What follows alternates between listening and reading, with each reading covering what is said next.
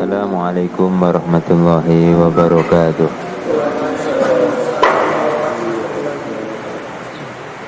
Bismillahi walhamdulillahi wassalatu wassalamu ala rasulillah Sayyidina maulana Muhammadin wa ala alihi wa sahbihi wa mawalah. Rabbi shrah li sadri wa yassir li amri wa hlul 'uqdatam min lisani yafqahu qawli. Subhanaka la ilma lana illa ma 'allamtana innaka antal alimul hakim. Alhamdulillah jamaah sekalian ingkang dipun muliakan Allah taala.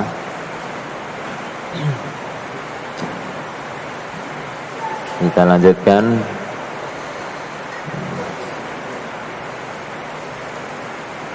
ngaji kita yang selesainya nanti adalah sampai akhir hayat kita. Ini pokoknya ya kita terus menuntut ilmu. Walaupun Mas Wahid ya kadang-kadang muncul, kadang-kadang boten ya. Tetap niatnya istiqomah minal mahdi ilal lahdi. Apalagi niki menjelang hari bulan suci Ramadan. Sudah dibahas tentang mungkin amaliyah seputar Ramadan. Kalau lupa niat bagaimana?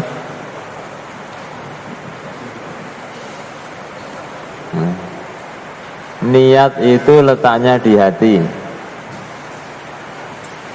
Walaupun tidak mengucapkan yang terdengar suara nawa itu soma godin, tapi yang penting hatinya ada qasdu fi'il, aku sesuk arep poso. Terus takyin Ramadan sama fardiyah, fardu Ramadan, kefarduan. Sebagian ulama tidak harus kefarduan, aku sesuk poso Ramadan. Ngoten niku pun sah. Walaupun tidak nawa itu, tapi kalau hatinya sudah mengatakan seperti itu sudah sah.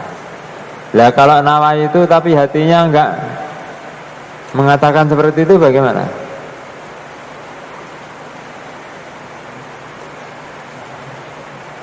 Lesannya melafadzkan nawa itu soma godin an adai fardi syahri Ramadan ni hadhihi sanati,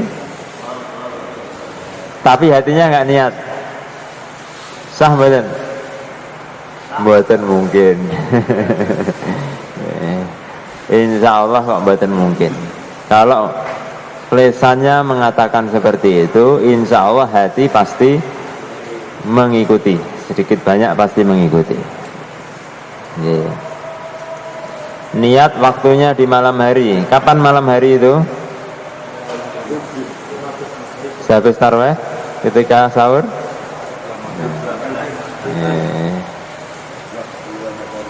Oke, pas masuk maghrib niku sudah dihitung malam. Berarti jenengan ketika berbuka itu, oke, baca doa buka puasa langsung niat niku pun aman. Langsung niat puasa besoknya sudah aman.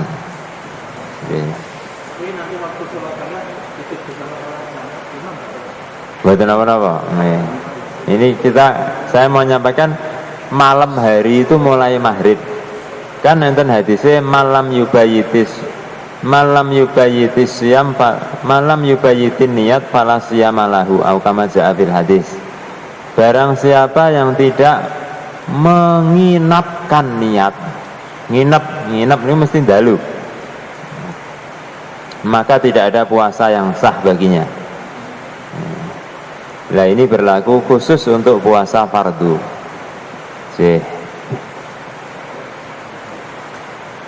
Kemudian nanti waktunya zakat fitrah berapa kilo?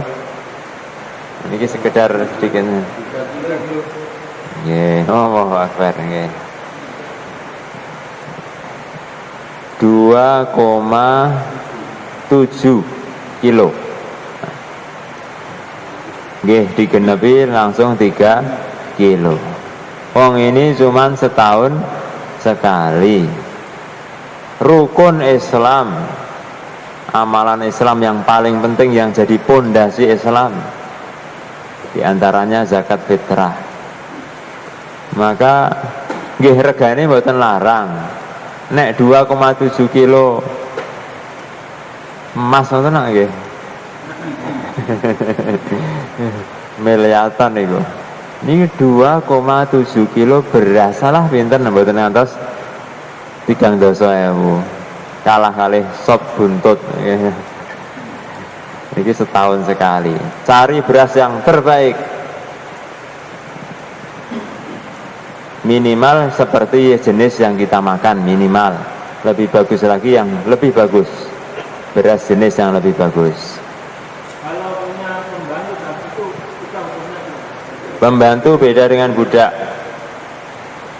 Pembantu itu nginep di rumah kita atau pulang?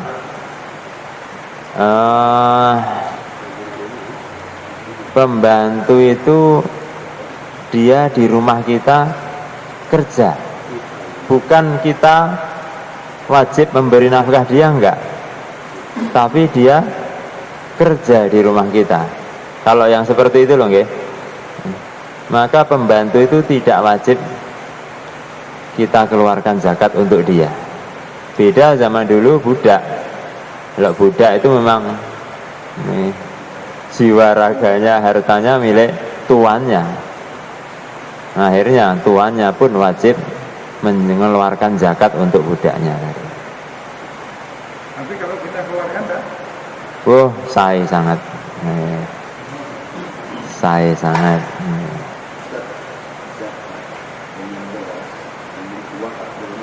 Allahu Akbar. Manakah yang lebih afdal, zakat dengan uang atau beras? Ulama-ulama kita mengatakan pakai uang itu la yasihu, tidak sah. Bukan hanya kalah afdal, tapi tidak sah. Madzhab Hanafi juga seperti itu, madzhab yang lain juga seperti itu. Hanya saja ada satu pendapat dalam madzhab Hanafi boleh mengeluarkan zakat dengan fitrah, dengan uang, dengan qimah, dengan harganya. Tapi madzhab Hanafi ini lebih ketat, Pak. Hadis Kanjeng Nabi yang memerintahkan kita untuk mengeluarkan zakat dengan gandum dan kurma itu oleh ulama-ulama madzhab Hanafi dipahami ya harus ini, nggak boleh jagung, beras dan lain-lain. Madzhab Hanafi ini paten zakat fitrah harus gandum atau kurma sesuai hadis Nabi. Tetapi madzhab Syafi'i tidak seperti itu. Madzhab Syafi'i mengambil bukan gandum atau kurmanya, tapi kesimpulan madzhab Syafi'i adalah qut.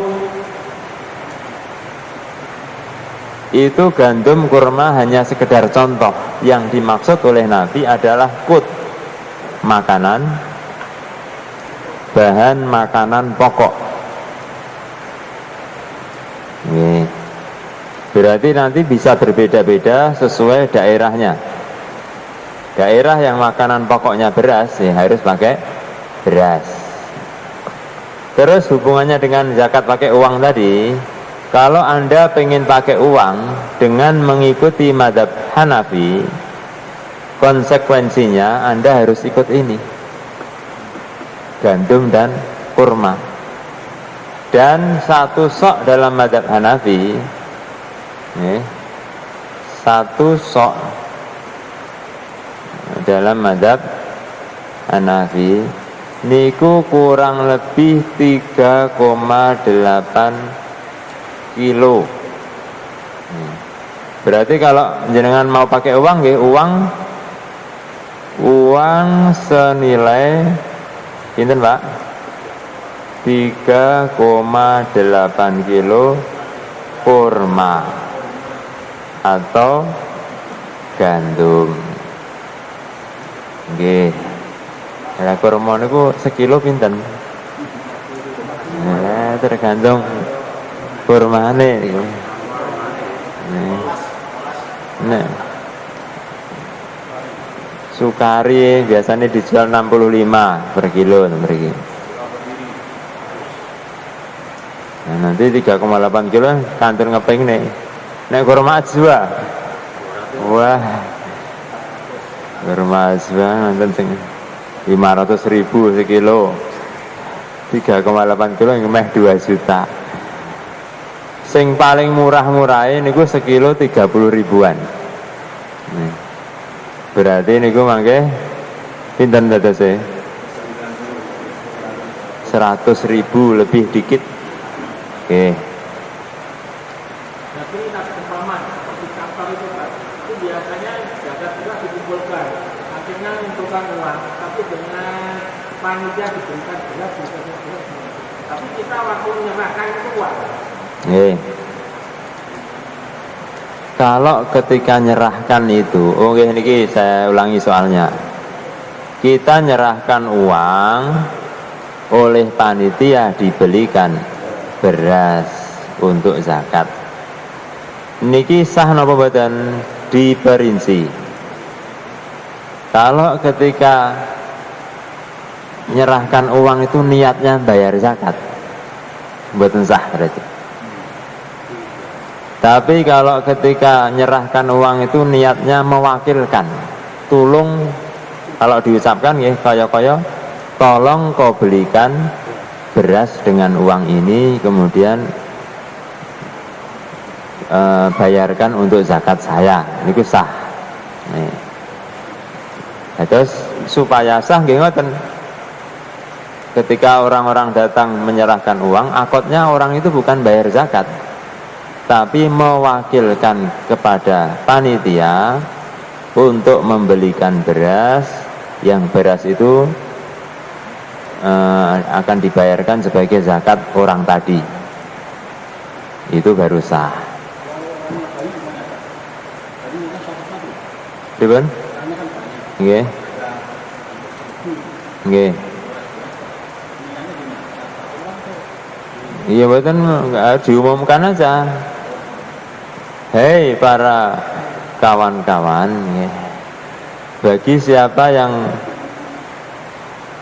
akan membayarkan zakat dalam bentuk uang, nanti baru diketahui itu niatnya jenengan sedanten mewakilkan ke panitia untuk membelikan beras, yang beras itu akan dan seterusnya nih kok. Ngoten nggih? Sedaya paham? Paham. Mohon cekap. Aduh. Iya.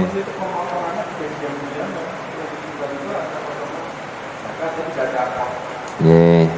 Nek ngoten nggih. Amrih selamete nggih niku diniati sedekah mawon niku nggih. Itu diniati sedekah zakat fitrah. Sekali setahun.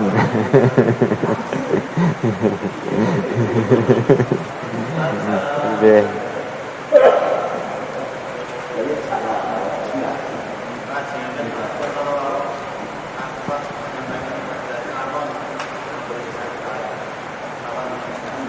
Nggih.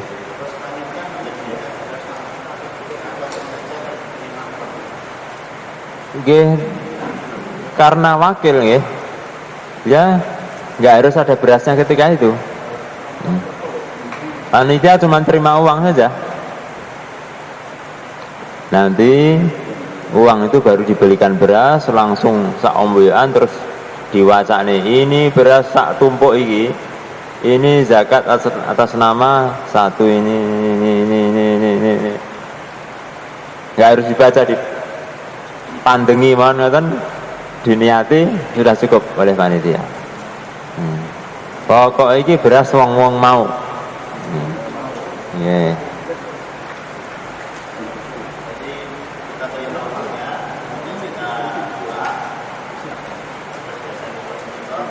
Tuh, nak doa ngoten mangke dadi nggih. Tapi perlu diingat ini bukan bayar zakat loh nggih. Mewakilkan untuk membelikan beras yang beras itu akan dibayarkan untuk zakat. Bukan uangnya ini yang bayar zakat. Uangnya ini diwakilkan tulung tukokne beras. Kok beras wi niatno ya nggo zakatku. Seperti itu kalau mau diucapkan. Ada lagi satu praktek yang salah kaprah. Itu di tempat panitia itu hanya ada beberapa tas kresek beras. Beberapa, sedikit saja. Ketika orang datang, serahkan uang. Niki, pripun model niku? Niki berasnya, pripun? Nah, ini berasnya, ini zakat nggih. Kayak gini nih. Nah, orang kedua datang lagi, dia kuduk-kuduk ngasih uang nih, Pak panitia beras Pak. Dia niki berasnya nggih. Wah niki boten sah Pak. Ini biasanya akunnya apa nih niku? Jual beli. Beli. Wah mungkin kalau akun nggih beli beras itu nanti yang sah hanya orang pertama Pak. Tapi itu pun nggak cacat orang pertama nih gue. Orang pertama nanti beli beras ya sah. Uang diterima panitia, beras diterima dia, dibayarkan zakat. Berarti ini beras zakat orang pertama. Datang orang kedua. Pak beli beras. Loh kok beras zakat orang pertama dijual kembali ke orang kedua. Padahal beras zakat harus ke 8 golongan ini, gak boleh dijual sama sekali. Maka seperti itu tidak sah. Kalau memang panitia mau memberikan solusi, orang datang bawa uang langsung beli beras di situ, nggih, disiapkan beras banyak, 1 ton.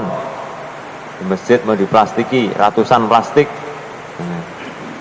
Dan nanti jelas beli taruh sini yang sudah dibeli, ada orang kedua lagi beli taruh sini. Nah niku malah jelas sebelumnya sudah kerjasama dengan toko beras. Nek orang entek balik nih wah ya tak toko nih. Boleh saya ngoten. Menyiapkan beras yang banyak mau di plastik-plastiki sebanyak jumlah penduduk desa itu 300 KK. Satu KK berapa orang? Untuk pemberian penerimaan, umpamanya yang jaga itu orang 10. Kalau miskinnya itu ada orang, mungkin ada 12 dibagi, orang 12 itu boleh. Pripun panitianya? Yang zakat umpama orang 10 kan 30 kilo kan? Nggih. 3 kilo kan? 30. Terus orang miskinnya lebih dari 10 umur 12. Uang 30, beras 30 kilo itu dibantu orang 12 itu boleh? Boleh, ya boleh. Kalau zakat itu langsung diberikan kepada yang tidak menerima? Boleh. Maksudnya tidak lewat panitia, tidak lewat amil, boleh. Berupa beras, buatan asal. Berupa. Oh nggak boleh. Berupa beras boleh. Boleh. Kalau berupa uang harus ke wakil.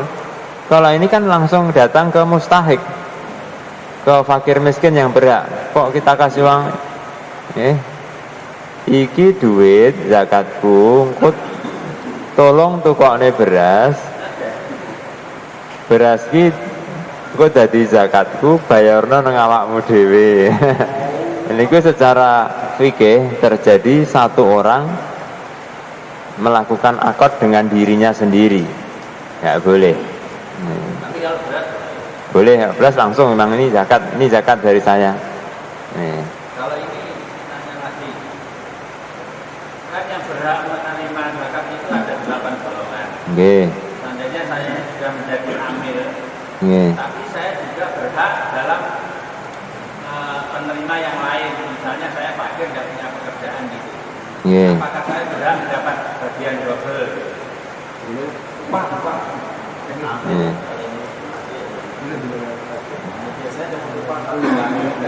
Ini terjadi di tempat saya. Jadi panitia zakat mal. Jadi petugas amil nanti dia berhak menerima mal. Gimana tuh? Allahumma sholli ala Muhammad. Kok kula rati itu kalau gini boleh, kalau gini loh nggih. Misalnya dia juga miskin, juga punya utang. Nih, Ghorim. Dikasih zakat atas nama Ghorim. Jadi oke duitnya loh nggih. Terus dibayarkan dulu untuk bayar utangnya. Akhirnya jadi miskin lagi. Akhirnya dikasih lagi atas nama miskin, boleh niku. Nah niki langsung ngambil sekaligus atas nama dua nama. Dia nama. Jadi saya kan amil. Tapi saya ini tidak punya pekerjaan, sudah kan termasuk Miskin. Nggih. Jadi dari amil saya dapat. Nggih. Karena saya jadi fakir, saya juga dapat. Itu bagaimana? Usaha Anda. Jadi mangke ketingali kok boleh. Tapi mangke kula kirim nang grup mawon ya. Enggak tahqiq lagi. Kelihatannya boleh di tempat. Nanti dulu. Nggih.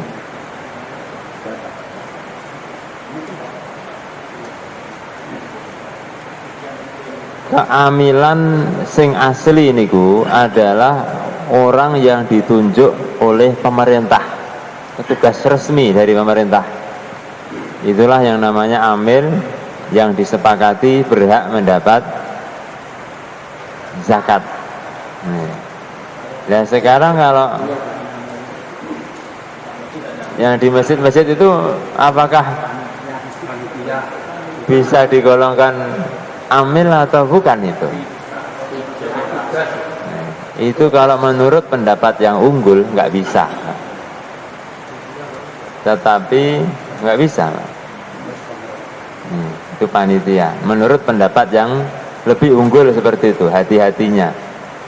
Tetapi nek niki di omong nih marane padu sak jagat mangke sak jagat desa itu nggih ikutkan pendapat yang kedua. Pendapat yang kedua itu pokoknya zusaukah, orang yang punya kekuasaan di tempat itu kok menunjuk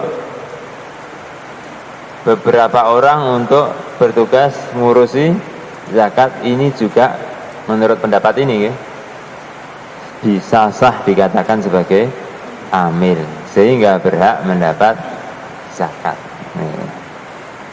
Kabar gembira bagi amil-amil. Ya jatahnya ini nggih seukuran upah kerja Pak. Amil niku. Kalau miskin sampai dia kaya, hasilnya seperti itu. Tahun depan nggak miskin lagi. Tahun ini dapat zakat atas nama miskin, tahun depan sudah nggak miskin lagi. Jadi dapat zakat itu cuma sekali. Jerat langsung dari sugih, tahun depan sudah bukan termasuk orang yang berhak menerima zakat. Kalau yang Ghorim punya utang sampai utangnya lunas, enak nih jane.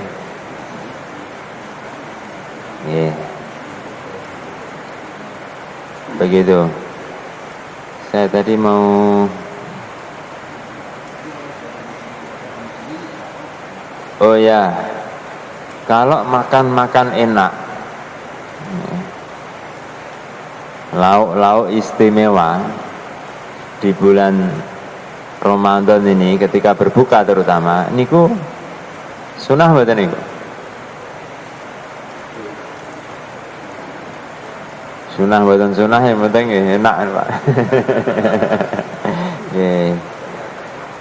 Ini ku termasuk yang kesunahan yang semestinya diperbanyak pada bulan Ramadan adalah diantaranya yang termasuk memperbanyak baca Quran, memperbanyak sedekah, termasuk tausiatul iyal, melonggarkan nafkah bagi keluarga. Ini termasuk kesunahan ternyata. Di waos yang nembe kula waos di pondok di kitab Fathul Muin juz 2. Termasuk kesunahan di bulan Ramadan yang perlu diperbanyak adalah tausiatul iyal, melonggarkan tausiah nafkah keluarga. Nggih prakteknya pripun diwujikan nggih makan sing enak-enak niku wau. Akhirnya yang puasa marem tambah nikmat bukane, tambah ikhlas akhirnya Pak. Allah Akbar. Memperbanyak sedekah, berbuat baik kepada kerabat, kepada tetangga. Ngoten nggih, dados mulai sakniki jenengan niati niku masak enak-enak niku, ini termasuk sunnah. Bagian dari kesunahan puasa Ramadan adalah melonggarkan nafkah bagi keluarga. Lah nek ngeten Pak, niki es buah muncelak ngene nggih. Jenengan itu sangat haus, terus di dekatnya sudah cemepak es buah. Terus enten kurma rada adoh. Letaknya itu agak jauh. Milih pundi, Pak? Es buah napa kurma niki? Allah Akbar. Kalau es buah berarti masih menang perasaan.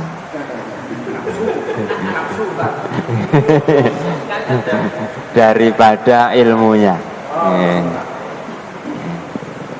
Ini ku di kitab-kitab fikih itu keutamaan kurma sebagai makanan sahur dan makanan pembuka itu dibahas panjang Pak.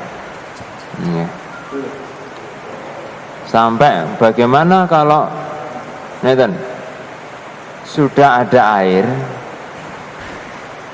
kita bisa mempercepat berbuka, tapi pakai air. Kalau nunggu kurma, agak lambat dikit, afdol mana? Lu itu udah dibahas oleh para ulama. Kita kan belum usah bahas, jelas es buah ini. Jadi es buah pun enten. Kita bisa cepat berbuka, tapi sayang pakai es buah. Kurma yang utama masih agak nanti datangnya. Abdul Bundi nih, wah ini banyak pendapat nih ulama nih. Ada yang mengatakan afdal air supaya kita dapat takjilul fitri, mempercepat berbuka.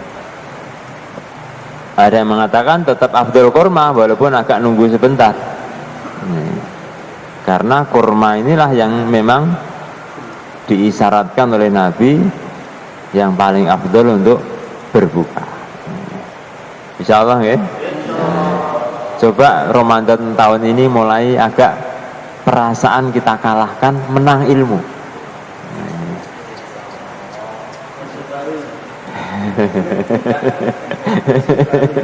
Iya. Carane nggih kurmane sing radi enak. Iya. Sukari lembut empuk niku. Terus apalagi akhirnya bahas Ramadan jadinya nggak apa-apa lah niki.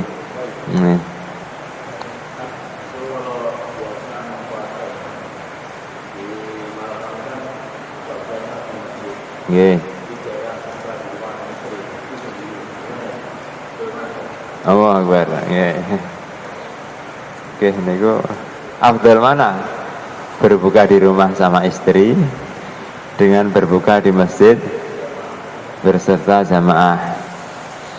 Wah niki nggih. Nggih, anu niki. Keadaan mempengaruhi. Lah istri marah-marah enggak niku? Sampean iki lho Mas. Ora tau buka karo aku. Aku dhewean terus. Lah nek ngeten iki kejadiannya berarti Anda melanggar ihsan alal ahlil bait. Niku nggih cacat juga ini nanti. Nih. Makanya nggih pripun nggih ya dibagi-bagi lah ngoten nggih.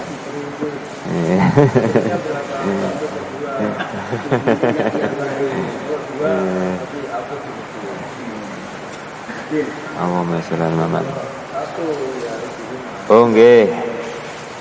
Zakat itu bagusnya dibayarkan di mana orang itu berada di saat malam Idul Fitri lah. Kalau orangnya ketika malam Idul Fitri itu waktu wajibnya zakat. Ada di Magetan, nggih zakatnya dibayarkan di Magetan. Anak kita sedang belajar ada di Surabaya, ya zakatnya jangan kita bayarkan di Magetan, tapi di Surabaya sana, biar dia bayar sendiri. Bagaimana kalau zakat anak kita yang ada di Surabaya kita bayarkan di Magetan, di Temboro? Sah nggak? Khilafiyah, Pak. Khilafiyah sebagian ulama, dan ini banyak yang kita pilih membolehkannya, Pak. Itu namanya naqlu zakat, memindah zakat. Aslinya orangnya ada di Surabaya, zakatnya harusnya di Surabaya. Kok dibayarkan di Temboro, berarti nakal, memindah ini berarti.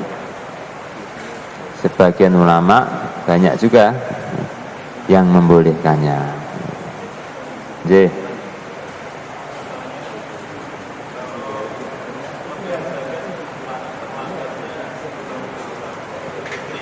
Nggih.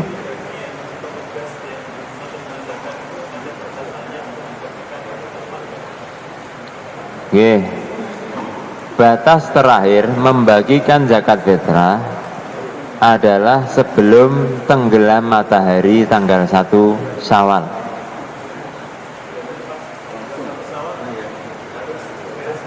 Nggih. Sebelum maghrib masuk tanggal 2 niku sudah harus dibayarkan semua, kalau enggak berdosa.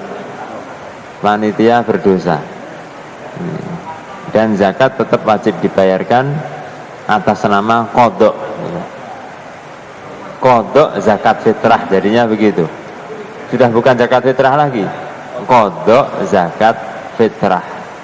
Kalau bayarnya sudah masuk tanggal 2 Syawal. J.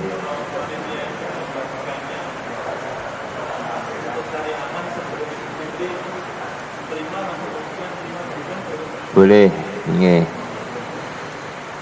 Itu takjilu zakat. Nggih. Zakat fitrah itu sudah boleh dibayarkan dan diserahkan kepada orang-orang yang berhak mulai malam 1 Ramadan. Hari malam ini tarweh pertama, malam ini juga sudah boleh bayar zakat fitrah. Ngoten. Nggih. Pokoknya masuk bulan Ramadan sudah boleh bayar zakat fitrah. Dimasuk Ramadan kan nggih. Maghrib malam tanggal 1 niku Pak. Malam tarweh pertama niku. Malam dimana kita pertama kali tarweh. Itu sudah boleh kita bayar zakat fitrah.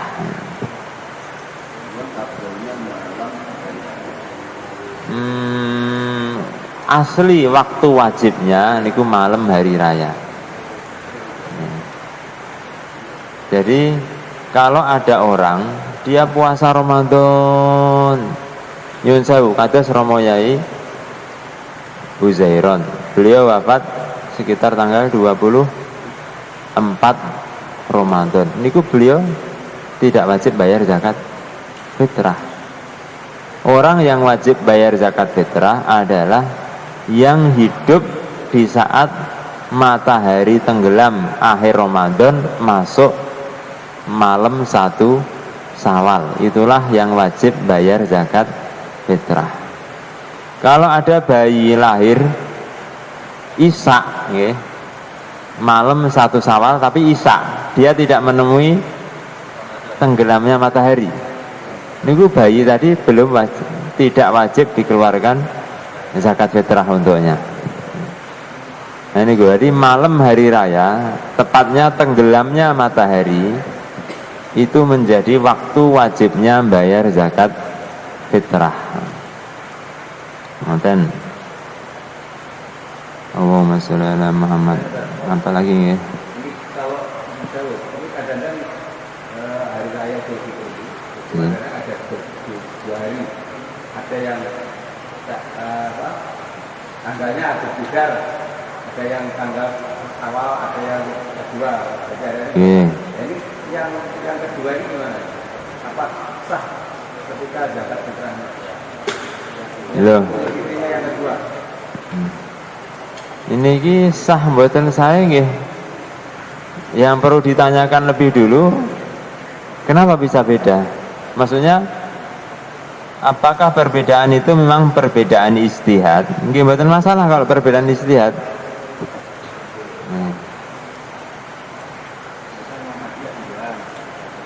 Oke. Allahu Akbar.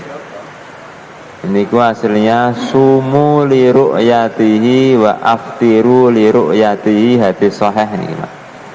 Berpuasalah kalian sebab telah melihat hilal. Nih. Dan berbukalah kalian Idul Fitri setelah melihat hilal Syawal juga. Jika langit tertutup mendung, maka sempurnakan hitungan bulan Sa'ban menjadi 30 hari. Terus asli penetapan Ramadan, penetapan Syawal niku dengan ru'yah, Pak. Bagaimana penetapan dengan metode-metode lain? Bagi orang yang mempercayainya, dia wajib puasa berdasar itu.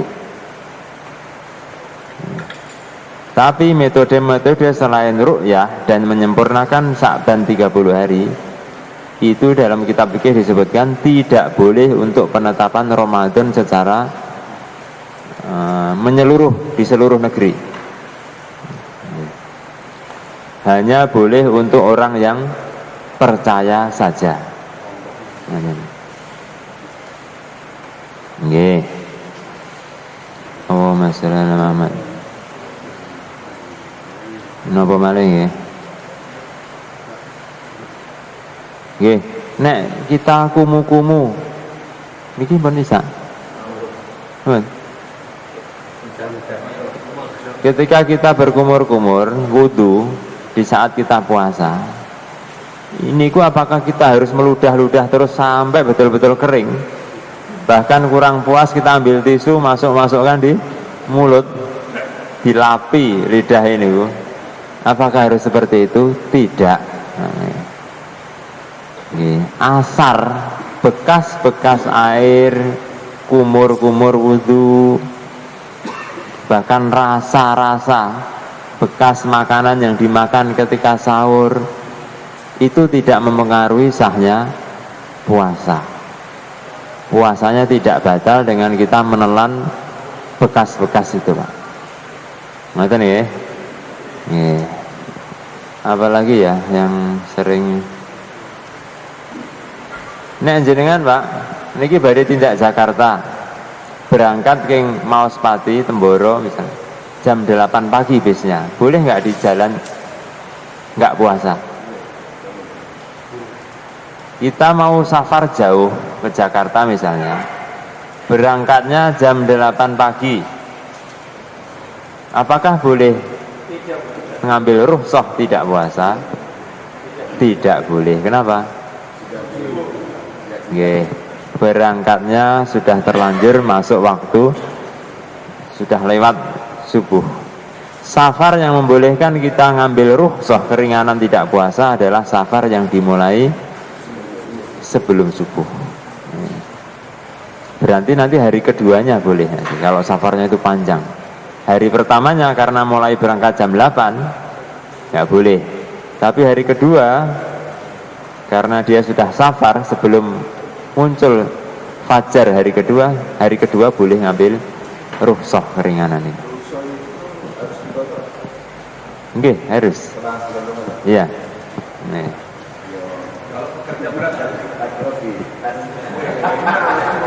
Nih. Bekerja berat tetap wajib niat di malam hari. Nah nanti ketika di tengah-tengah kerja niku dia lemes, betul-betul nggak kuat, baru boleh ngambil rukhsah fitr, membatalkan puasa. Nggak boleh sejak pagi langsung nggak puasa.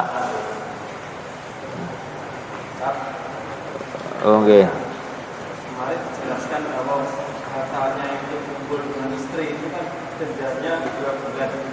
Wah, Akbar. Terus itu misalkan batalnya itu ya itu pengennya kumpul tapi minum dulu terus kumpul. Apakah sama dendanya? Nggih, tetap Sami. sami. Itu kalau kumpulnya 2 kali, kafarohnya nggih 2 kali. Sisan batal, sisan tanggung, Mas. Nek ping pisan wis tanggung, Mas. Ping pindho apa ping telu. Nggih nanti kafarohnya nggih wajib bayar 3 kali. Nih. Nggih.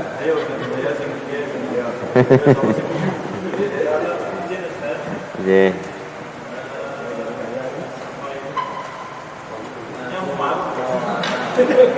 Berapa?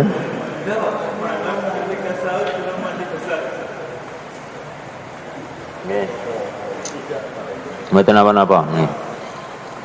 Ketika masuk waktu subuh belum sempat mandi besar, nggak apa-apa. Ketika safar kita nggak ngambil kafaroh karena Rukhsah. rugi kan ya. Nggih. Kita kan rugi bang. Nggih. Kendaraan enak gitu. Nggih. Ini lebih afdal. Bagi orang yang tidak berat puasa ketika safar, itu lebih afdal tetap puasa. Macam. Sih. Cukup ngaten deh sementara. Oh, masih ada. Apalagi ya yang sering. Satu kita. Oke. Ada rekan saya itu walaupun dia lakukan berat gitu, tetap puasa saja. Kuat. Kuat. Nah, oke. Gak apa-apa. Buatan masalah. Oke. Sahabat perang nih, puasa. Ini.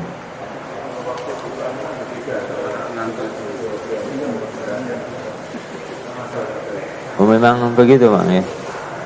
Nih. Memang masuknya malam itu kan negeri daerah-daerah yang lebih ke timur suatu daerah itu lebih cepat malam datang. Nggih memang tuntutannya beda, harus beda. Kalau sama malah diragukan nih. Mugi-mugi kita diberi taufik untuk sampai bulan Ramadan menjalankan dengan sebaik-baiknya. Amin amin. Nggih. Oh nggih nek gibah niku hukumnya apa nek pas membatalkan puasa mboten? Nih, sebagian ulama niku mengatakan batal puasa, Pak. Nggih. Puasanya batal, bukan pahalanya saja. Tapi yang disepakati oleh mayoritas ulama yang batal puasanya. Tapi ngerinya untuk hati-hatinya kita, sebagian itu mengatakan batal puasa, nanti wajib kodok nanti. Gara-gara gibah niku nanti wajib kodok. Nah, terus ngoten niku. Subhanallah bihamdihi subhanahu wa ta'ala. Assalamualaikum warahmatullahi wabarakatuh.